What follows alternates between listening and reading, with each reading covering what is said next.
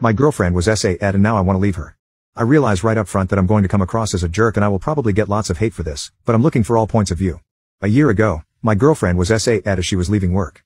While she was not killed, her attacker did threaten her with a weapon. Fortunately, the store she works at had cameras in the parking lot. In between getting video of the attack and the bank across the street, getting the attacker's car on camera, the police were able to catch him within a day. Between the video and DNA testing, he did not even contest. He just pleaded guilty in exchange for not receiving the max. Since there were aggravating circumstances, the weapon, the judge gave him a 20-year sentence, and with time for good behavior, he can be out in about 10 years, give or take. I tell you all of that to make it clear that her attacker is no longer a threat. She doesn't have to fear him coming back for her for at least 10 years or so. Obviously this was a very traumatic event in her life, and while I was not a victim per se, it was also very traumatic for me as well. I can't imagine what she has gone through and I don't compare my situation to her at all. But, I've had severe bouts of depression because I couldn't protect her. Knowing someone else was harming her sometimes was almost more than I could handle.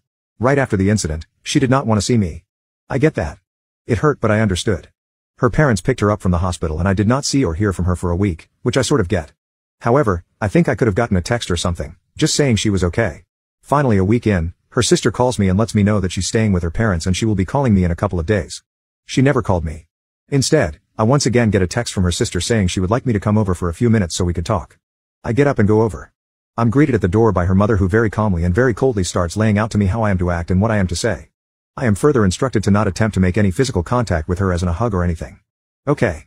Again, I get it. Major trauma. I'm sure they have been coached by therapists and counselors in what to say and do around her, so I play along. I walk in and she's sitting on a chair with her dad standing next to her and her sister sitting on the couch.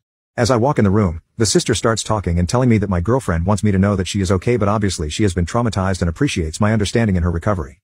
She never said one single word to me and barely looked at me. Again, this was right after the event, and I'm understanding that this is how it has to be. But, honest to God, that entire conversation was just awkward as hell. I leave, go home and attempt to focus on how I can help her. I start Googling how to deal with a rope survivor and what I can expect.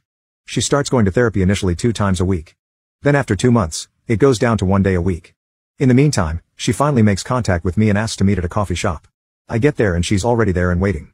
At this point in time, they had her so medicated that I was dealing with a zombie for the most part. There was no emotion and she was very methodical in her speech. Basically, she wanted to get together that day to tell me that she couldn't go out with me for a while until she got past some issues she was dealing with. Of course, I told her I understood. This was almost a month after the attack, and this was our first conversation by ourselves. So, I was already living under this assumption. I told her I would be there for her and that whatever she needed, whether that be space or a shoulder to cry on, I was there for her. I started to tell her that I loved her and she stopped me. She told me that right now she didn't want to hear that and that I had to respect her wishes. I was once again a little hurt and frankly surprised, but I said whatever she wanted. She starts texting me the next day. Little things, nothing important, but I think it is a big step in getting back to where we were. This goes on for another month and a half. I finally asked her at the month and a half mark if we could meet for dinner. She didn't reply for 2 days and then said that she had to wait to talk to her therapist. Finally, she agrees to this, but sets the date for another month away. Now mind you, this is almost 4 months after the attack, and so far I've had 1 physical conversation with her in person and 1 bizarre conversation with her and her family. At this point, I'm also not being updated on her progress by anyone. Granted, I realize that I'm not officially family, nor am I entitled to do anything. But, it would have been nice to just get a text or call from someone telling me that she was doing good in therapy or was not, or anything. We went out to eat at a small bistro that we ate at all of the time. I met her there and I was waiting for her to show up. After sitting for a half hour waiting, I texted to see what was up. I just got a text saying, on my way. She finally arrives and sits down. I asked her how she has been, and she snapped at me and told me to not ask her personal questions.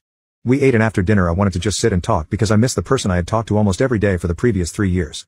But when she was done eating, she said that she was ready to go home. I asked her if she could stay for just a few minutes to talk. But, I could see that she was becoming physically anxious and I did not want to upset her so I said that I loved her and missed her.